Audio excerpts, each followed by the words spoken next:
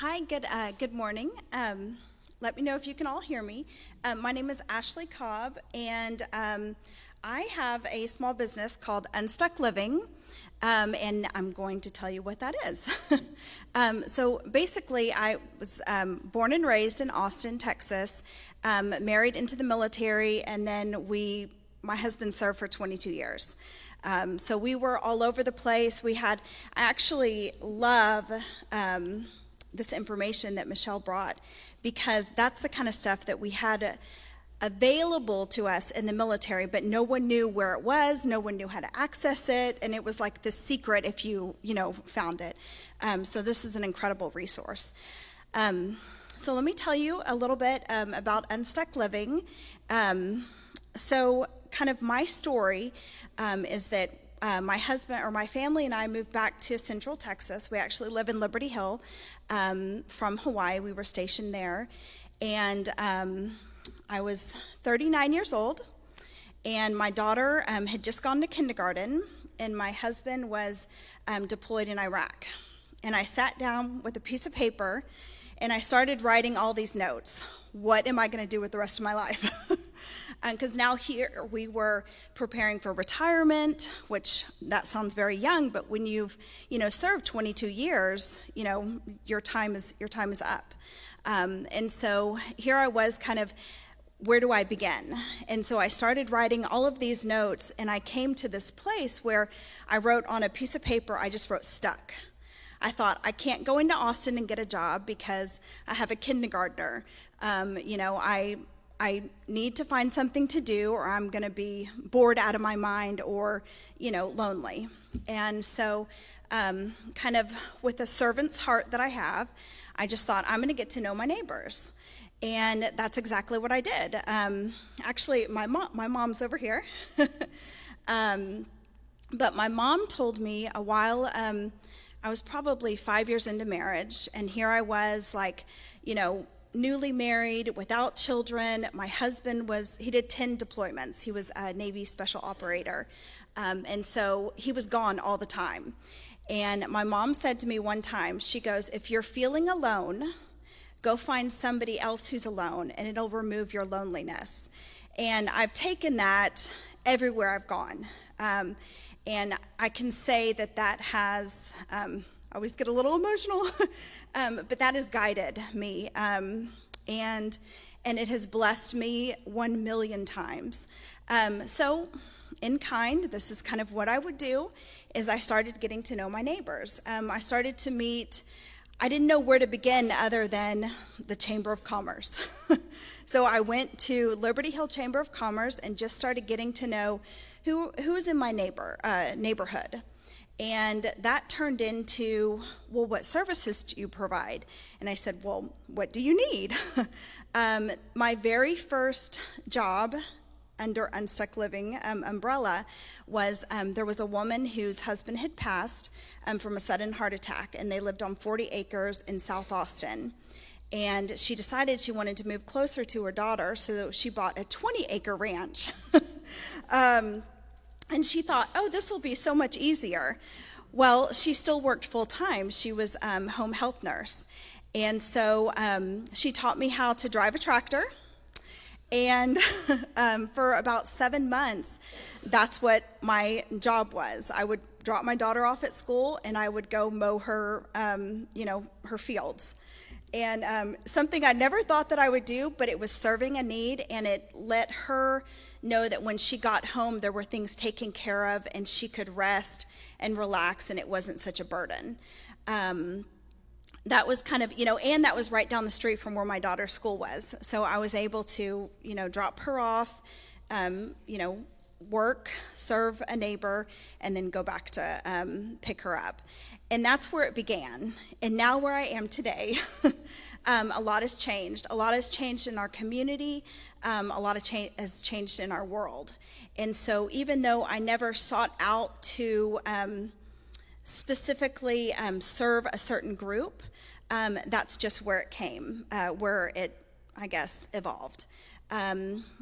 In the very beginning, so I kind of wrote some notes I thought I would share instead of all the things that I can do, I thought I would share some little stories so that you would see some of the things that I have done. So it was actually a season where a lot of my mom's friends were moving from their home that they raised all their children in. And so they came across this, feeling of like, I'm just so stuck. I don't know what to do. My kids don't want any of my stuff. We don't want to keep this big house, and we're ready to, go play golf and have fun. And so that was, kind of navigating, well, I'm military. And so we did things in that way so that the project got a lot smaller for her in her mind. And so, the phrase that unstuck living is that feeling of everybody's stuck somewhere, but you just don't know where, until sometimes you're sitting in front of someone and you start to talk, things out. And my slogan is, when you don't know where to begin, that's when we come in. And that's literally what it's been over the years. I'm actually here because I got to know Sally about a year and a half ago from our good friend Sarah, that was also good friends with Sally. And we just started by text message, and she shared with me that her beloved Scotty had just passed. And so she said, I don't know how you can help me, but Sarah said I should know you. And so I went over to her house, and we just kind of started to talk about things. And I said, one of the things that I feel like God has blessed me with is a lot of patience. And just, we don't have to get to an answer right away. We don't have to solve a problem immediately. Sometimes it evolves. Sometimes it takes time. Sometimes when you think that you have a plan, when you actually execute that plan, it didn't feel the way you thought it was going to. And so with Sally and I, and she said I could share this, we started to look at her home and how she wanted to set up her home. And so we decided, Sally decided that it would be best if, we just kind of took Scotty's things and kind of, put them somewhere else. And with Unstuck Living, I can tell you that one of the things that I've been blessed with is that I have a warehouse in Bertram, and it used to be a church, and so it's very large. It's about 4,000 square feet. And so that's exactly what we did is I moved really fast, and because that's what was best for her, and I got all of the things out of there, and just we set up, we redecorated the house, kind of moved some things around, and then we just let her kind of live that for a little bit and just kind of see how that felt. And while the stuff was out of the house, we got to kind of, Sally talked through like, this feels good, but this needs to change. And so that's what we did. When we took Scotty's clothes out, it was very important to Sally and like a lot of my other clients that we weren't just going and donating these things, dropping them in a box. These were items that, Mr. Scotty was in front of a lot of people serving the Lord with his gift of music for a long time. And so I found actually an organization in Belton, the Brotherhood Academy, and they serve that like kind of 18 to 22-year-old young men who are just kind of need a little bit of help, but not just help, but like help actually launching, help in their career, help in figuring out what they want to be, who they are. And so we were able to donate all of his clothes, and it was perfect because he was a fit man, so everything fit all of those young men, and it was such a huge blessing to them. And so I just share that kind of story because the details of our life are a lot more than just things. They are precious, they are priceless, and so one of the things that I've always tried to do is to make sure that, like I said, I hold space for my clients. Like I listen to them, we talk through things, we talk through options, and then we start to execute things. So that's some of the things. Now, some of the everyday things. So I call them, instead of activities of daily living, I kind of go in and serve and help the community that is not quite there yet, but they also, are not able to clean out the garage anymore or do some of those other big moving kind of projects. I have a full service moving company. And so I say the daily graces of life, the things that we do every day without even thinking about. And when we have an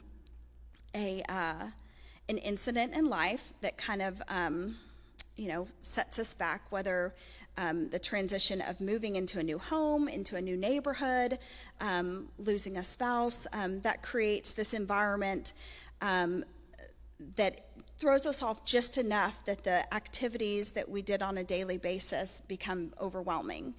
And so that's, another thing that I do. I'm going to get back to my notes.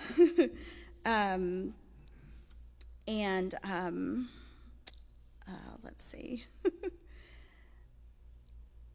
I think, so when you go on my website, it actually calls me a transition expert. And somebody coined that phrase because, again, moving all the time with the military, and I got to the point where, this is our forever home. My husband retired in 2019, and about 3 years after we were there, our daughter looked at us and said, "Where are we going next?"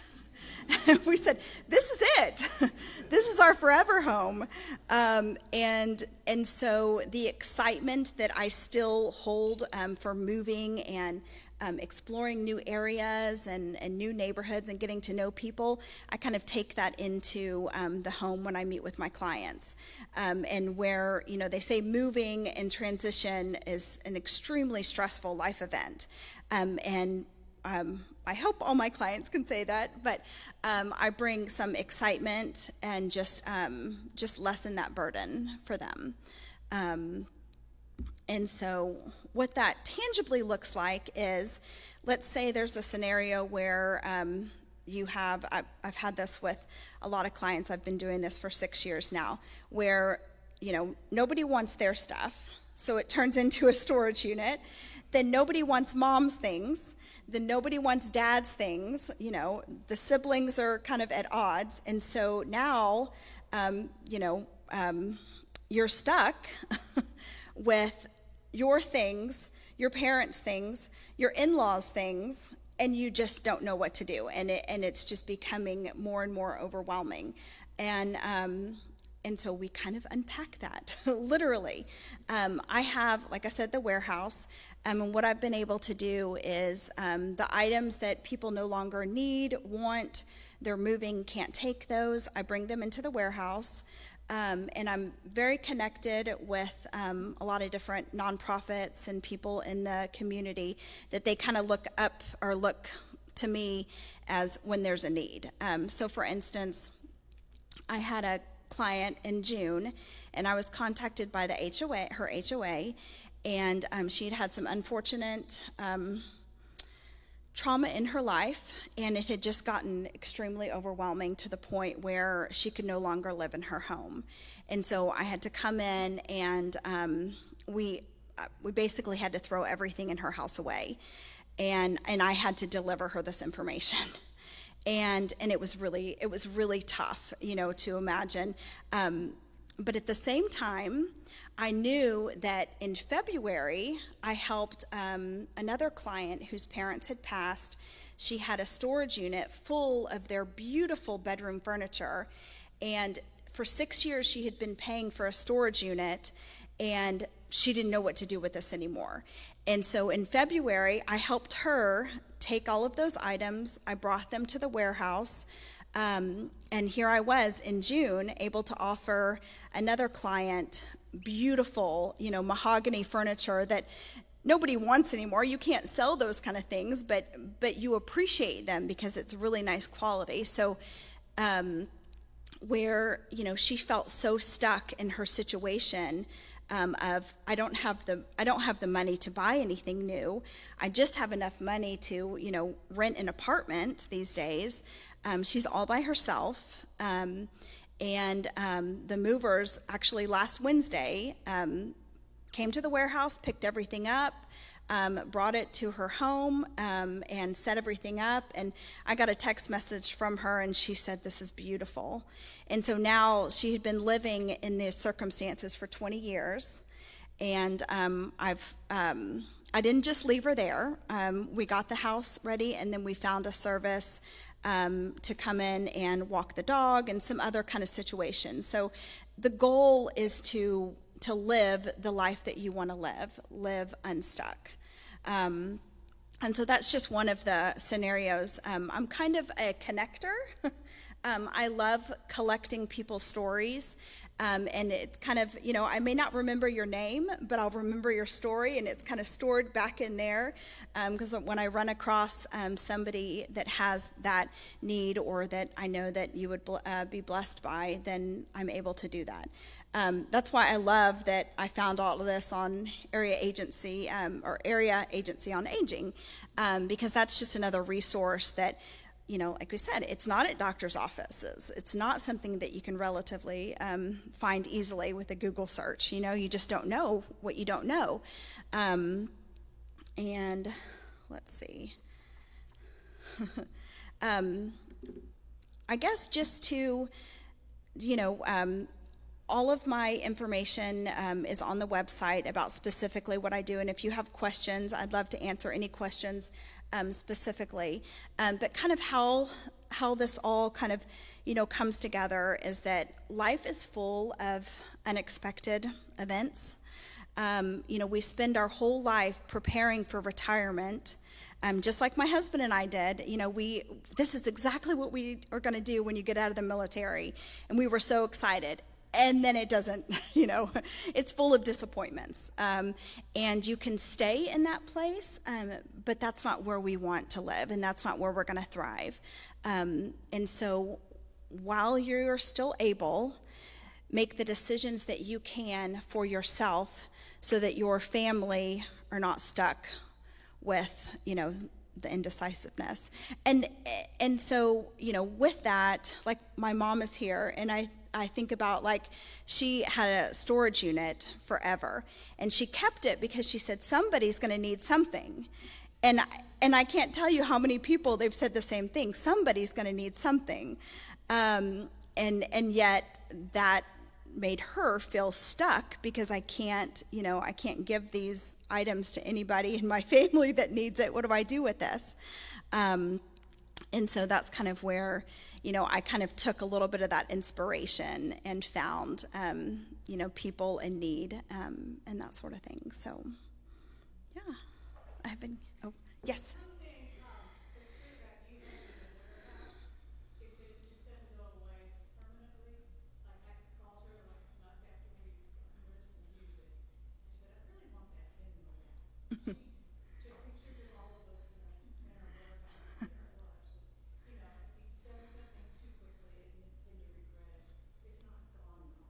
Yeah. Yes, thank you for saying that, Sally. So that is what Sally said was, she said one of the things that's really good about what I'm able to do is to have a warehouse and have that space to take the things to in just the transition, because that's what this is. This is, like I said, you may execute a plan, and the plan may not feel good once you get there. And so we can, kind of change. I had a client whose husband passed pretty suddenly, and she was really good at making the big decision.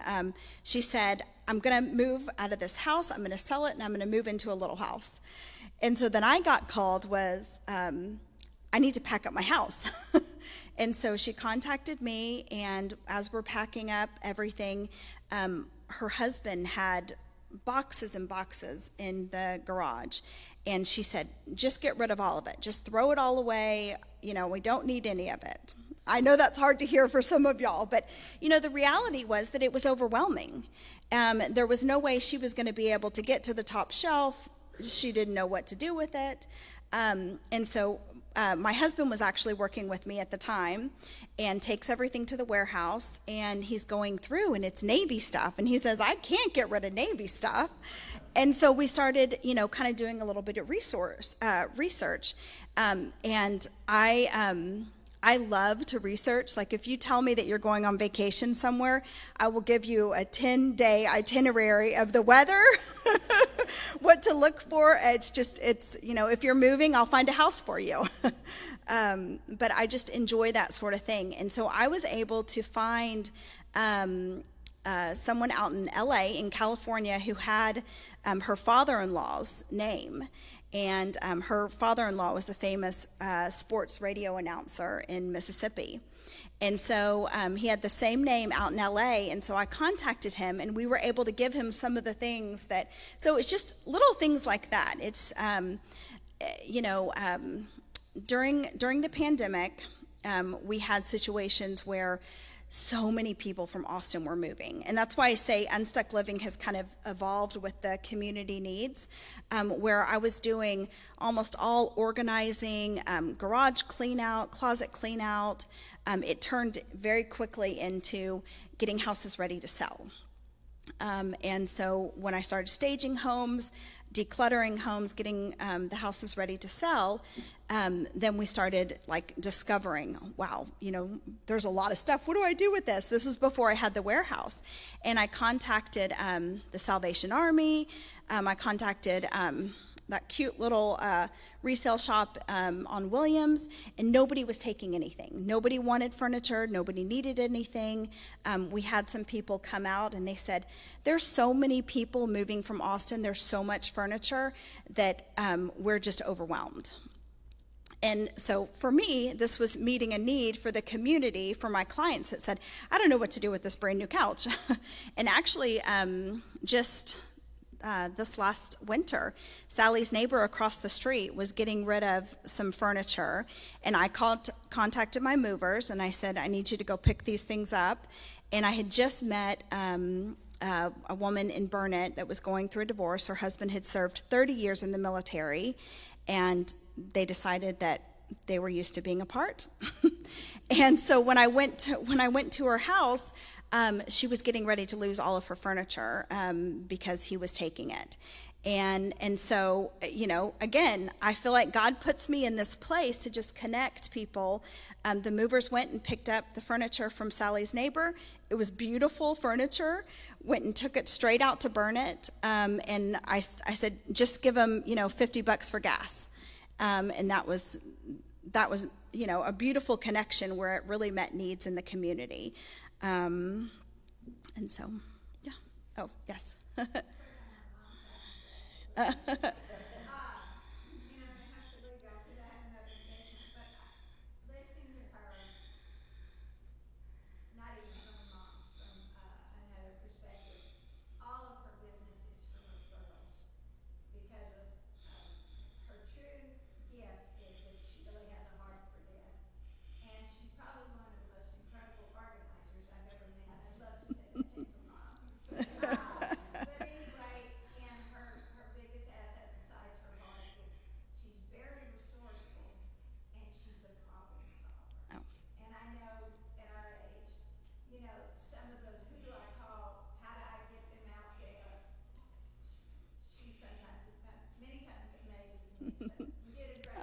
Thank you. Thank you. Thank you. Yes. Other things that you do besides helping people get organized in their home situation. Yeah. What about other daily living things like, I know you help Sally with Amazon. Yeah. What are the things that are kind of out of the ordinary, or things that you'll do? Or maybe it'd be easier to say, what won't you do? Yeah. Because from what I can understand, you kind of do whatever you need help with, is that you're ready to do that. Is that? Yes, exactly, Beverly. So Beverly asked, what don't I do? So that is, it was really hard for me to put together a website whenever they asked me, can you, articulate exactly what you do? And I just started sharing stories. I said, I the same client that I mowed her field on the John Deere tractor. 5 years after we met, she had my husband and I go to Alaska because they had a hunting cabin that she had been unable to get up there and take care of her husband's things. And so my husband went with me just to allow my client and her daughter to kind of go through some of the things in a little bit more meticulous manner and kind of deal with some of the emotional side of their memories and the things that were there. And my husband cleaned a barn, and this is when I think it was September of 2020. So masks were in, but nobody wanted to wear a mask. But that day I was wearing a mask because I was on the floor, literally cleaning the place up, with rats had, that sort of thing. So there's a lot that I will do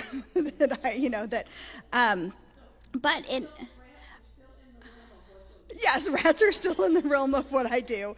That was one of those situations to where for 5 years, her and her daughter had talked about how are we going to deal with this. And so leading up to it, 6 months before we went, I started interviewing on the phone realtors. Because there's a million realtors. And I had even thought about being a realtor at one time because everyone kept saying, you would be perfect at this and you're already in their home. And I said, I don't want anything to do with that. I said that let's let them hold that space. And I love to deal with the unexpected, the relational type side of those transactions, if you will. But for 5 years, they thought, I don't know how we're going to do this. And she just asked, and I said, okay, let's do it. And I had 3 realtors that I interviewed before they even came into town. So she flew us up to Alaska, and I had it narrowed down to one.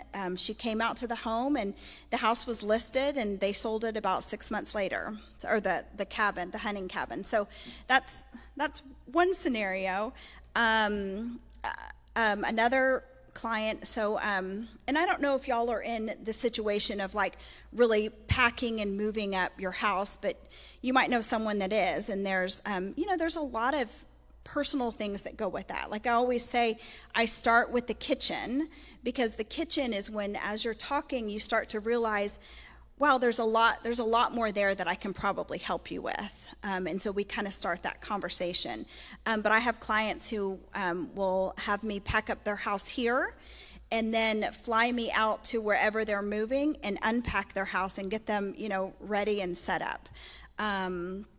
So that's that's one of the things I'm trying to think. I mean, we've so in 2020, like I said, I live in Liberty Hill, and I had some neighbors moving to Germany, and they just asked, can you oversee our move? And before that, I had never done a move. And so I was there overseeing the move, and these movers were incredible. And I knew my movers because of all the military moves. And they were so meticulous and so patient, and professional. And I said, do you mind if I get your number before you leave? And I got his number. And since then, Jerry Hernandez, that's the gentleman that leads the crew, and it's the same guys. We've done over 120 moves since 2020, so almost in 4 years, around the city, state, and country. So again, it's kind of one of those things, when you're in a situation where you have a need for that, it's like, where do you even begin? Because you can Google something, or you can find out, get a referral from someone. Oh, this is a great moving company. But when you start to peel back the onion, you find out that, it's not as great as you expected it to be. And I've had people say, oh no, I have movers. And I go and I sit with them, and I've had to oversee other movers. And I've had to call and say, I'm sorry, but, I wouldn't recommend them. They're about to go cross country, and they just picked up day laborers, and they're going to go to New Mexico and pick up more. And so anyway, that was a scenario where someone put me in charge of overseeing the whole thing, and I was able to make that call for them. So, yeah. Is there any other questions or any? Yes, sir. Mm-hmm. How do I fund all this? So I'm not a nonprofit. So the warehouse, I was looking for a client for office space and ended up driving literally across the street. It's like a mile from my home. And I showed up, and the gentleman who owned the property was somebody that's known me since I was 8 years old. I went to church with them when I was younger. And he said, I believe in what you do. He said, if you need this space, it's yours. And so he gave it to me for a very, very, very manageable price. And my services, it's not free, but it's also, I go above and beyond. I'm a text message away. While this is incredible resource, I will tell you, being in the military, when a situation came up where I really needed somebody, calling an 800 number and waiting for a phone call back didn't always work. And I have clients who text message me at 11 o'clock at night. I had a woman who was deathly afraid of spiders. And so for a year, I called my husband the Spider-Man because he would just go and eradicate the spider. But that's real stuff. I mean, that's what someone, that deals with that's very real to them. And during the ice storm, so she was estranged from her family, and I don't ever make any kind of judgment calls. When someone, needs you, they need you. And so during the ice storm of 2021, we got her all set up, and she was certain that she knew exactly, what she was going to do. Well, 12 hours in, I couldn't get her to answer her phone. And so I told my husband, I said, I'm going to drive from Liberty Hill. And he said, no, you're not. And I said, I'm 45 years old, and I know, well, I'm 45 now. But I said, I know every back road in this area. And so it took me about an hour to get to her house. But when I got there, she had been out of power. It was freezing cold, and it smelled like gas. And so I contacted the fire department. They came out. I got her to a hotel. Well, she was at a hotel, the Domain, and she contacted me, and she said, they've lost power too, and there's no water. So I went back to go get her, picked her up, and I wanted to bring her just back to my house. My husband said, just bring her here. But come to find out, I found out that her neighborhood was on the circuit with one of the hospitals in Austin, and so the power had come back. But those are just the little things that what we found in COVID were kids were, and kids, I'm saying, adult children, were spread out all over the country. And without having those daily interactions, you don't know how your, parents are doing, or they aren't able to, to see every little bit.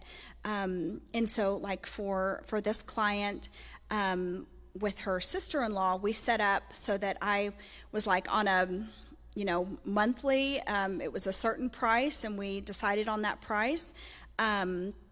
And we were kind of 24-hour care. And I mean, I don't mean care like, this isn't like I need a nurse. This is for all the other things. This is for all the other things that you don't know who to ask for. I can't reach, the stuff at the top of my closet, and enough to know I can't get on this ladder to go and get it. Those type of things. And so while I really appreciate what my mom said, she is accurate in that I think I've spoken to, y'all are my second group. In 6 years, I spoke to Chamber of Commerce before, but it has all been word of mouth, because I believe that God puts me in the exact home that I'm supposed to be in.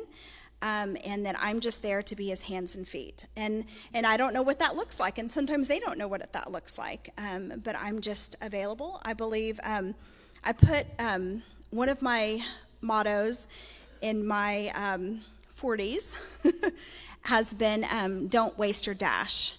I want to be present. I want to not feel like the best of me is behind. I want to look forward and excited to making any impact I can.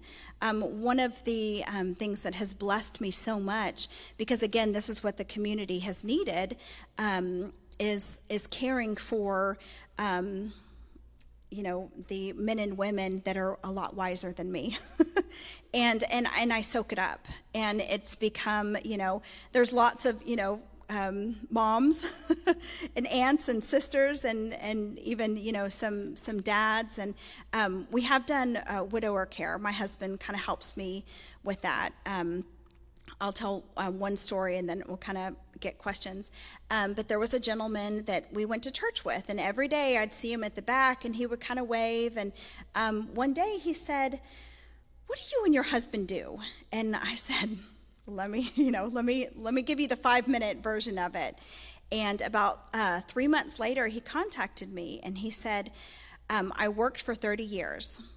And within 6 months of retiring, my wife was diagnosed with cancer and had passed." And he said, "I didn't know anything about the house. I didn't know even really about my kids." He was like, I was focused on this, and now here I am. I'm all alone. It had been 5 years since she had passed. He still had the hospital bed, all of her clothes, all of her things in the home. And he said, "I can't get the kids to help me. I don't know what to do." And so we went in and we, took care of the clothes. We set his house up so that, he felt comfortable in the home. We were able to, unfortunately, you can't donate hospital equipment, which would be considered, your bed. But sometimes what I do, because I have the warehouse, is when somebody has a wheelchair, I think I've had 3 of the little knee things. And so I just kind of keep them, and people let me know, like, I need a scooter over here. I need this over here. And so I'm able to take that. I'm not reselling anything. I'm just kind of holding space until someone in the community needs it. But the happy ending with that story is that the house was cleared out, and it was right before Easter. I believe this was 2 years ago. And all of the kids came back, and they had he cooked for them and had this really great experience. And so that was just, there's been lots of happy endings. I tend to try to work myself out of a job, meaning I'm here when you need it. And it's kind of like the little lightning bug. You just see the light every once in a while, a phone call, a text message, another little moment where you need somebody. But I try to connect the family back together again. And so, yeah. Anything else? Okay. Well, Thank you. Yes, thank you. Appreciate it. Oops, sorry. Here we go. Virginia Lazenby, am I pronouncing your name right? Is our next speaker. And many of you probably already know Virginia because she's a realtor in the Sun City area in Georgetown. And she's going to let us know all the things that she does, because I can't even begin to tell you. But we've had a nice discussion about what is it. And I told her, you've gone through so much experience, and you're on the ground of people making moves and transitions. And you just tell us what we need to know. We'll work on that. That's it. Thank you. And I was so glad to hear, Amy, your story, and what a wonderful service. And I'm going to be following up with you about some possibilities. Okay. Let me just wait and kind of see, okay? And then I'll say. So, hi, I'm Virginia Lazenby. I am, a realtor and a downsizing coach. And I moved to Sun City 22 years ago or so, made a career transition. I'd been in education, primarily higher education. And when my husband and I came here, we kind of played for a year and traveled, and I decided maybe I should do something more constructive anyway. So I went into real estate, and it was the problem solving. It was the working with people. Some people will say, "Oh, I love houses. I want to be a realtor." Houses are fine, but it's the people. It's the problem solving. It's the meeting the needs, putting that together. And over the years, when I really began and was challenged to think, who do you work with the best? So, it's really the professionals. It's really retirees. I mean, that's my age bracket, my background. And I'd been doing a lot of relo work where I'd interview with young Dell executives. Really wasn't my cup of tea. I'd rather be, anyway. So I made that focus and really focused on people moving here for retirement because I thought it was such a great area. And then I began to see such a need. When people were selling their homes, often to move to independent living or assisted living or with family or to a 55-plus apartment, but giving up home ownership, that is a big move. Even if you've downsized before to get to this area, as many of our people have, it's such a big move. And I remember going into one house in particular, and the people really already had a realtor picked out, but they were in a program where they needed to interview 3 realtors. And so I could probably see on my face, I looked around going, oh, there's a lot of stuff. And I don't see a lot of help available from family, and they had their own physical challenges. And I thought to myself, how are they going to get from here to Dallas, where they were moving? It was a good learning experience for me. I knew there were people out there who could help, but I didn't have the connections. I couldn't pick up my phone and say, okay, Linda, we need to come in and figure this out, and so on. But it was, that kind of kick in the behind to go get information because I just saw such a need. So for the last, it's hard to even say the number of years, it was such an evolution, but began to focus more on downsizing, and that word can cause havoc with people, and I love the unstuck because I've taught to a lot of communities or independent living communities, and people will be thinking about, okay, well, maybe I do want to give up home ownership and worrying about maintenance of my home and preparing meals. Maybe just going to live in an apartment, but where there are all these activities, that is a good deal. Okay, let's do it. They may even sign on the paper. But unfortunately, for many people, they go back home, they open up their door, and they see all the stuff, and it's like, forget it. I'm overwhelmed, I can't do it, never mind, I'm just staying put, staying stuck. And, they need to know their ways, their services, just like Amy's, that can make this happen. And so as I saw the need for that, that's where I began to focus more on the downsizing. And if you look back to what downsizing is really about, it's about increased efficiency from business and industry. Maybe a cutting back, but the result, and that's really increased efficiency and enjoyment of lives many times for people. So over the years then, that's where I've really shifted my focus, and I've loved it. I've been fortunate to become connected with a group called the Seniors Real Estate Institute, actually out of Oklahoma City. And so we have a great network of people across the country who, yes, we're realtors, but so much more than that. We want to provide the downsizing services. And so I'm going to talk a little bit about some of that and more information. But one thing I want to mention, I put on the table out there in the entryway our Seniors Living Smarter seminar calendar. This is our 9th year of offering monthly seminars about topics about senior living. And Cheryl was at our seminar on Thursday. I don't know why I'm losing my voice. I'm not sick, though. But that one happened to be dealing with real estate. And not only, we always deal with the one about real estate each year, but this one, the timeliness, if you've followed anything in the media about what's happening with commissions and all. So we got to tackle that little discussion. I have some information about that if anybody wants more information.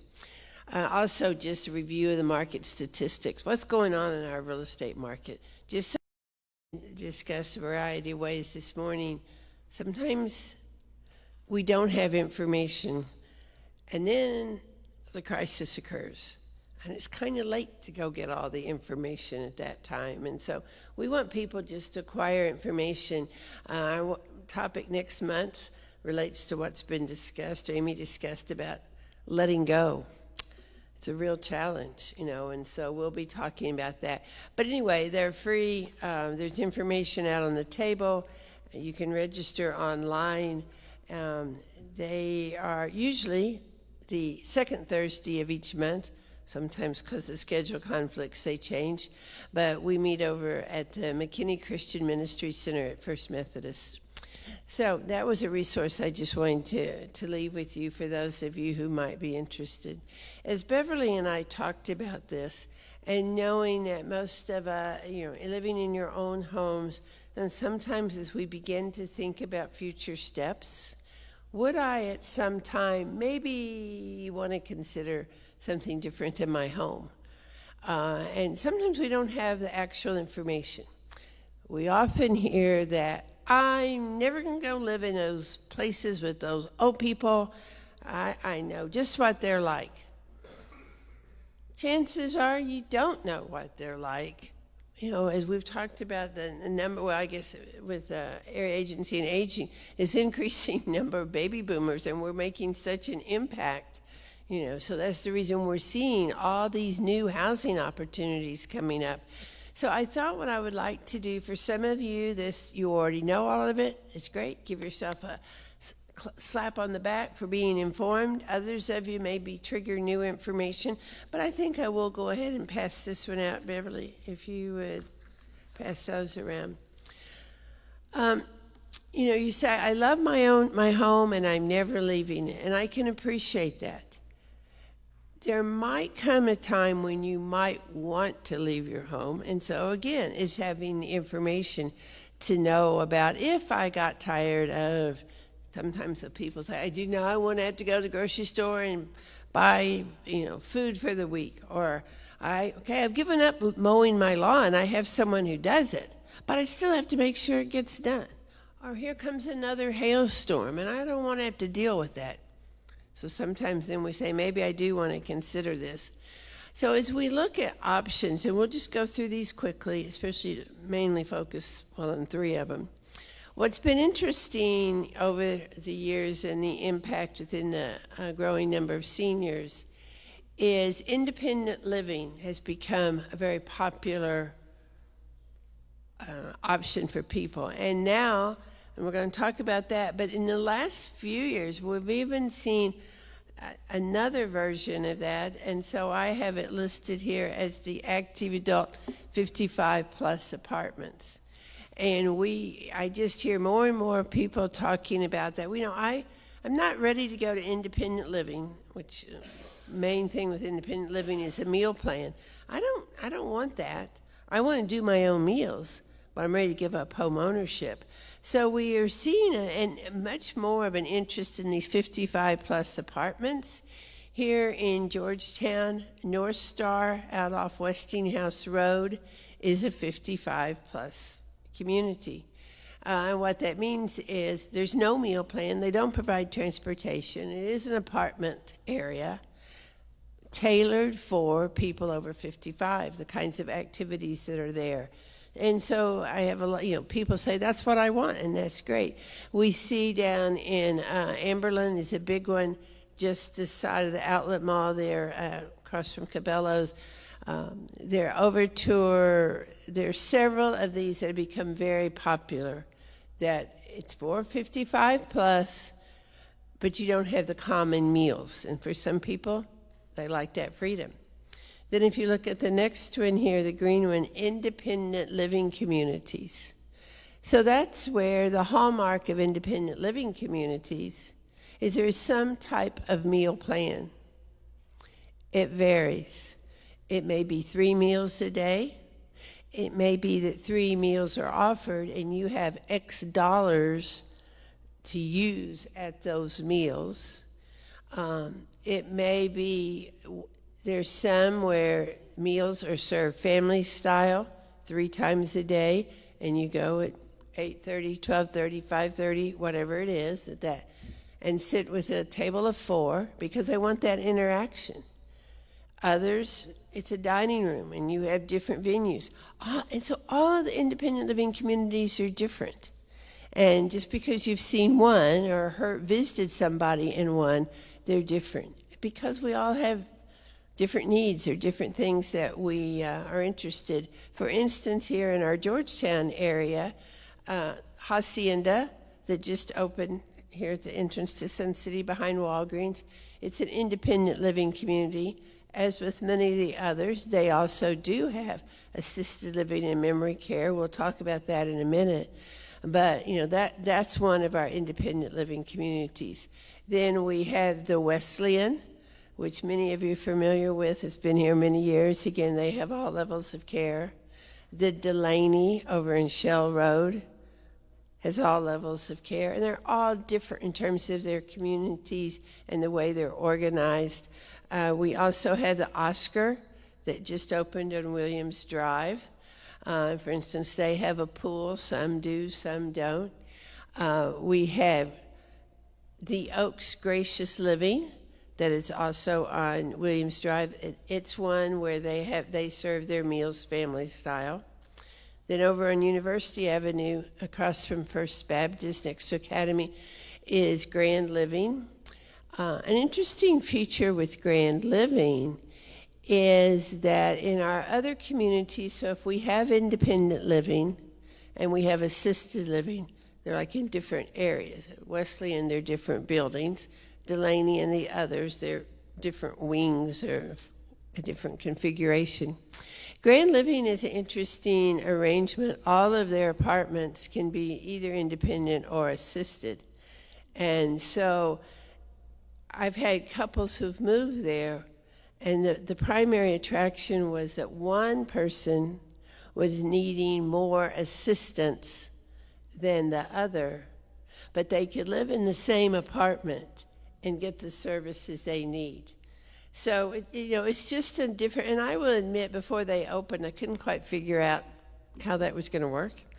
And at one of my conferences with other people serving as I do, this woman was from Des Moines, Iowa, and I mentioned about this new place coming in. She goes, "Oh, we've had it for several years. It's wonderful." It just depends on your need. They've got great dining venues at Grand Living. You have to check them out and see which one you connect with. So I just like to highlight that because, I've been there, I don't like that. Well, check them out if you're considering it. And you may not be moving right now, but it's nice to know if you should change and want to consider it. Aging in place is great. Beverly and I were talking about this morning on the break. My caution, my concern when people age in place, meaning I'm going to stay in my home, great, as long as you can. I hope there's the caveat, as long as I can and I'm active outside of my home.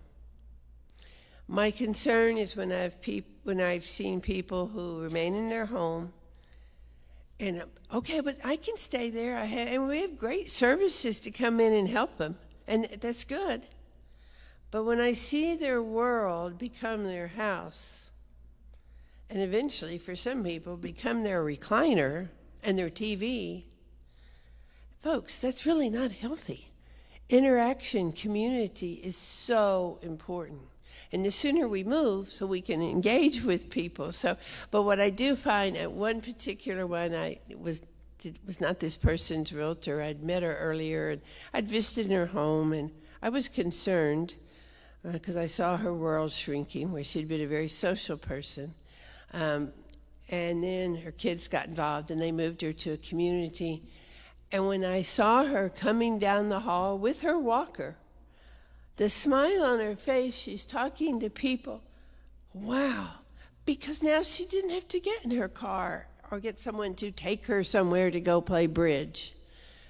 She could go down the hall. So, I just share these stories kind of to make people aware.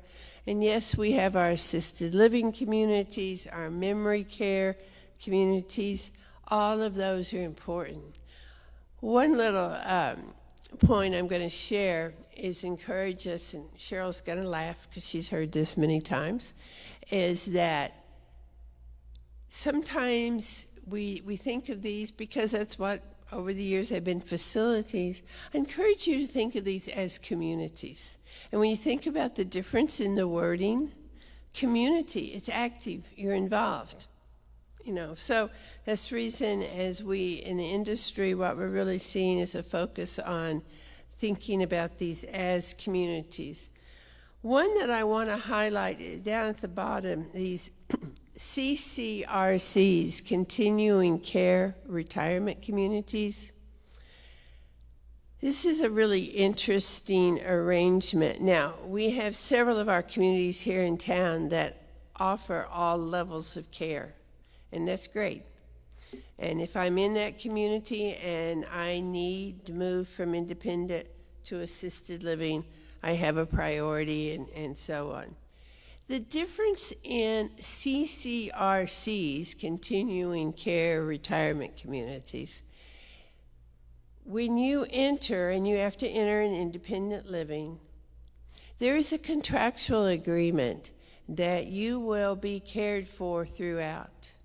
So, and the true CCRCs, there are 3 in Austin. Some of you may be familiar with Longhorn Village and Steiner Ranch, Carencia across from Barton Creek, and Westminster across from Camp Mabry. So on the CCRC, when I want to move there and I have to be independent, you also are going to have the financial means. You're going to make a very hefty deposit. But here's the deal. You are going to, if I go into independent living and I don't need anything more for 5 years, but maybe something changes and now I do need assisted living. I'm going to continue paying what I paid for independent living. I have to add extra meals now. But it's for people who plan ahead, and if you have the means for it, you know what you're going to be paying for the rest of your life. We had a friend in Carencia. She was there before I was familiar with any of this. She had a beautiful apartment there. She lived in independent living for about 10 years. Her health declined, and now she's in assisted living. But you're paying, and I meant to look up the numbers, but if she had jumped into assisted living now, she would be paying so much more. But because you've continued that, it's, again, I know that offering all levels of care at our local, it's great. It's a different kind of concept. And yes, these do require a very hefty deposit, but also the good news. When you pass away, then your estate, and I don't want to say the percentage because I won't, it varies now, they have more flexibility, but they will get a large percent of your money back. I mean, they've used that interest over the years. So anyway, if anybody wants more information about that, but there are 3 if you're interested in those. But let me just ask quickly, any questions about senior living communities after home ownership? Any questions? Or Cheryl? No, because I mean you have priority to move into assisted living or memory care, but it's not that guaranteed that you are going to be continuing to pay that amount because you haven't made that very large deposit. Okay? All right. I think I will go ahead with this and probably just wind up with this, and other people have questions. I find it interesting, again, I was talking with Beverly about this on the break, this whole topic of downsizing and all the mixed reactions about it. And, you think about change, anytime we go through change, many of you in your working days, business industry, whatever, change. Change is hard.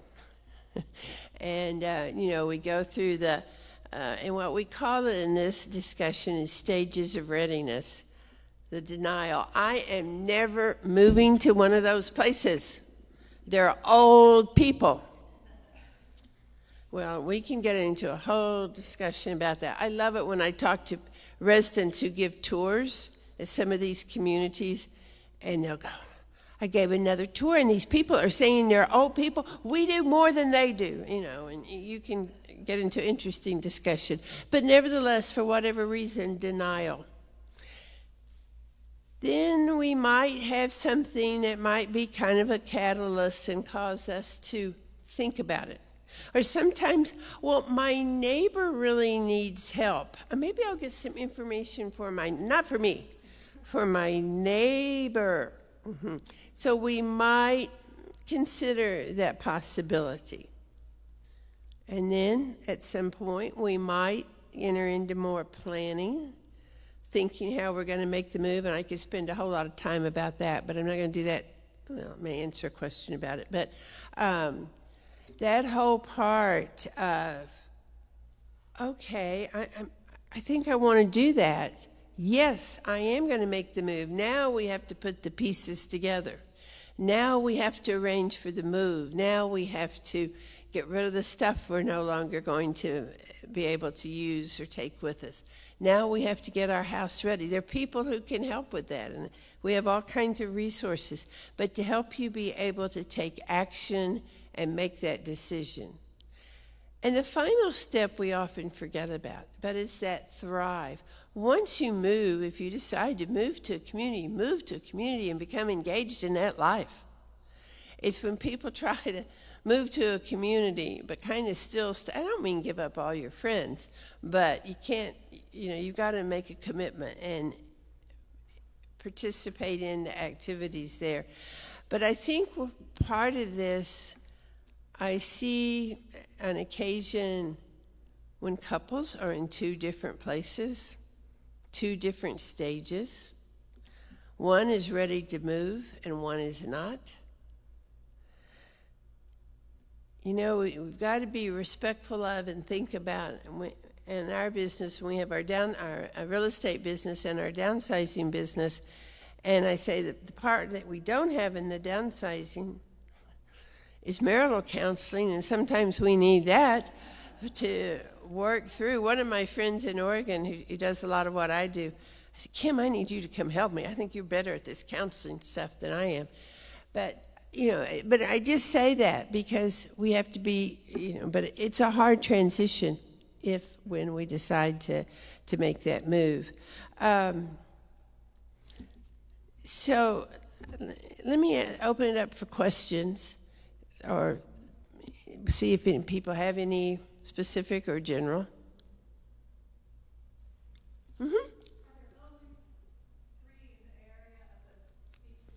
CCRCs, right.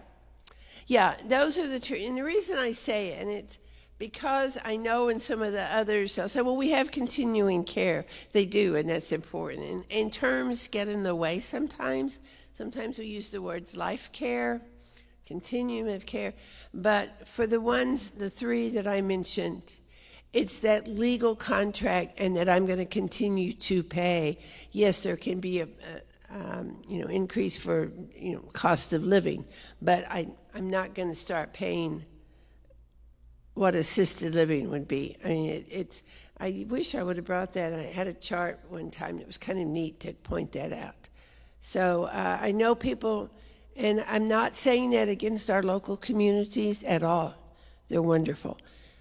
But I will say, at the CCRCs, you may be paying, and now they have more modifications, $500,000 to go there, but then, a lot of that will come back to your state at the end, but you can calculate what you're going to be paying for the remainder of your life for your housing, your care, which is important. Other questions? Yes, Amy.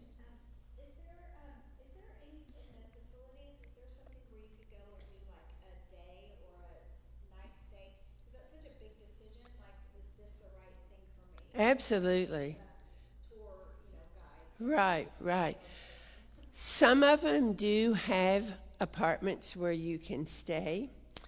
And the other thing that when you go to visit a community, okay, you're going to get a sales pitch. I know that.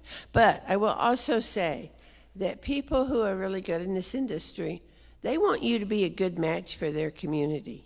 If they don't see that you're going to be an asset, and then there's some red flags that can go off.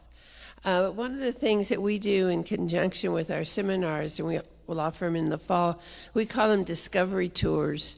And we have people sign up. We take small groups and we go visit the communities with the understanding, yes, your great sales, marketing, community rep can meet us and greet us, and that's great. But then we want community residents to give us the tours. And people have loved those. We've done these for 3 or 4 years now. And so the resident takes a small group of usually just 3, maybe 4 people. And as they're showing you the community from their perspective and telling you about, oh yeah, the food really wasn't good yesterday, but it was really good the day before. You get more information than you bargain for sometimes. But you learn about their lifestyle, the fitness centers, the hair salons, the activities that go on. And it is so neat. I watched our people go on these discovery tours, and they go, I had no idea. That's the reason we have discovery tours, to make you aware of. And so, if you're interested in any of that, let me know. But I think they'll be in October or November. But the important point that you raised there is, how can you experience a community?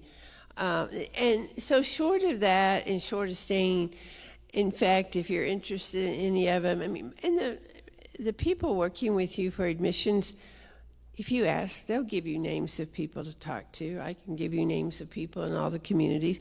Again, that's just one person or 2 or whatever story, but it's a real person living there. And so and again, some of them do have apartments where you can stay. It kind of depends on availability, but yeah. And if you go away, just go down the road a little ways. There's just a whole plethora of the communities. It's finding the one that works best for you. And then, when you are, don't let the thought of what all has to happen to get you there cause you to be stuck. There are ways, in fact, we have when I look at the pieces, I mentioned it briefly, it's making the move, but making the move is important, and you don't have to do it yourself. I don't care if you've moved 15 times. Chances are, it's been a few years since you last moved. Chances are, many of the moves you've made previous were with business. You had a relocation package. They came in and packed you and moved you. And or any combination. Generally, you moved everything from house A to house B. You're not doing that now. You're downsizing. You're going to a smaller space. You can't take everything. And unfortunately, our backs were probably stronger. Our knees were a little bit easier to bend and, let someone help you. It's worth the investment. And we have what we call our sticker system. We encourage people to put green dots on what's going with you. And we have a neat little set we share with people. Green for go. As long as it will fit in your apartment. You need to have a floor plan and a space plan. We don't want you to arrive with more stuff. It breaks my heart when I see people have moved in, and for days and days they can't walk through their new apartment because there's so many boxes. You know what? Move managers can get you packed, arrange for your mover, get you settled in your new apartment. You come home at the end of the day, and it's all set up for you. I have one woman, she's so great when she shares the story. The same day she moved in, down the hall, another woman was moving in. And, for weeks they were still shuffling. Worth the investment. And the move managers or different variations can help with the setting up the apartment, and you come in and enjoy it. So the liquidation, yes. And I'm glad I'm going to visit with you about some possibilities. Quickly, thing I want to add is I think we've often oversold the idea, I'm going to have an estate sale, I'm going to get rid of everything, and I'm going to make a lot of money. Yeah, maybe not. Okay. But the important point is liquidation. What's the best strategy? Given your situation and your stuff, maybe it is an estate sale. Maybe you have the quantity and quality that a good estate sale group can work with you on. Maybe that's not the best avenue. Maybe there are other solutions. So you want people who can work with you on that, and then people who can work with you to get your property ready. I'm going to sell as is, okay, and that may work, but you got to look at your competition out there, and we can spend lots of time on that. But what I do, there are all these different components of when you are moving. There are resources to help you with that, and we're glad to do that, but it's to be aware of that. So I know I'm probably out of time, so I'll stop there. And Any other questions? so thank you. We really appreciate, well, I'll just wait till. Yeah, get out of your way there. Yeah, thank you. Thank you, Virginia and Ashlie, and we really appreciate y'all's time today to be with us and give us a lot of things to think about. One of the things from just personal experience of you can have a place that you think, well, I'm just going to go to, the Wesleyan or I'm just going to go whenever it's time. That's where I'm going to go. Folks, places change with the director of the homes. So if you've been someplace and it was awesome and it was great and you haven't been there for 3 or 4 years, don't just assume that everything's always the same.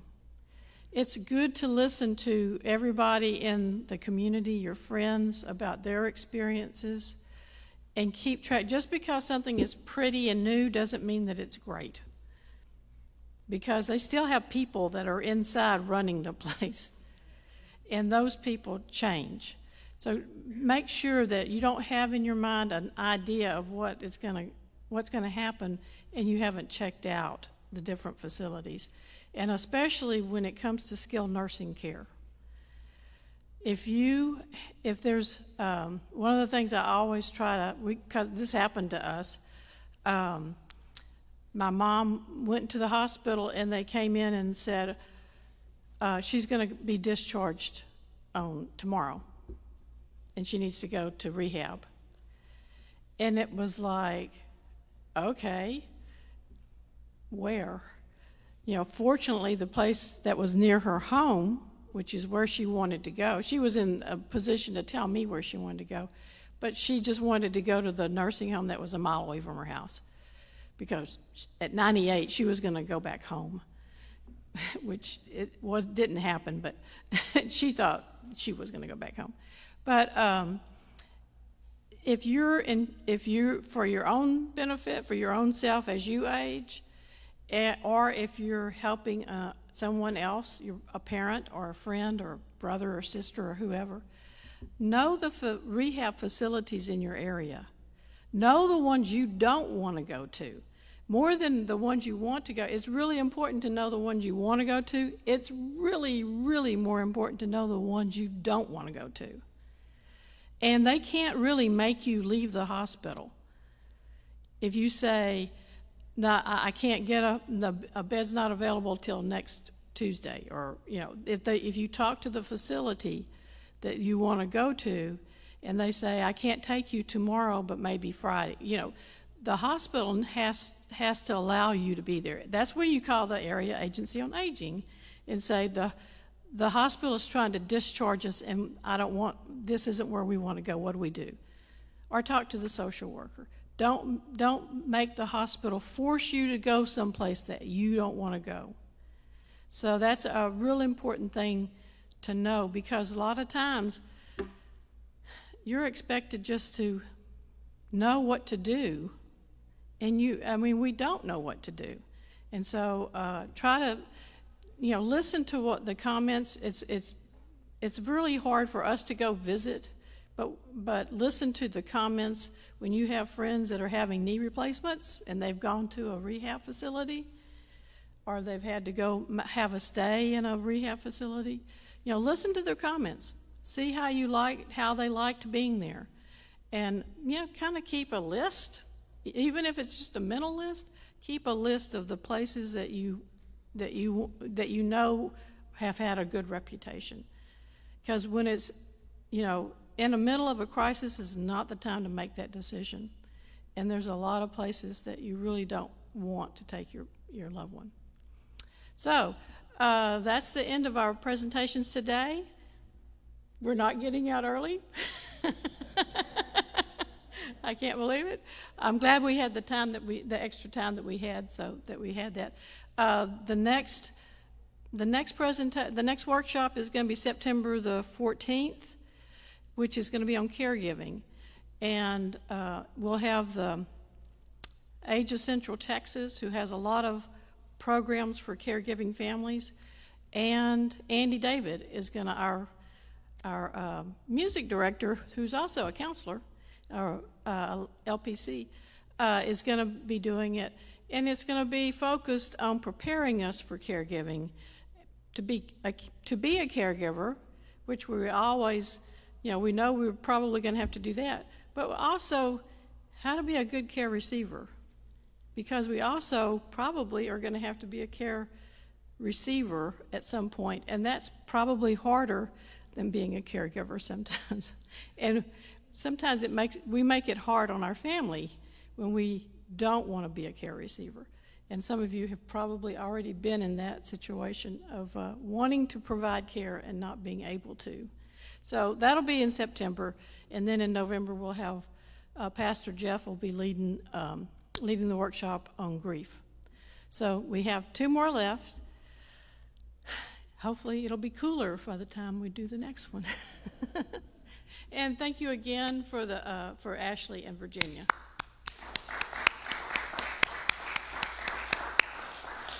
And if you have any questions, I'm sure Ashlie and Virginia will be around for a while to answer anything. And thank you, Salia, for being here again.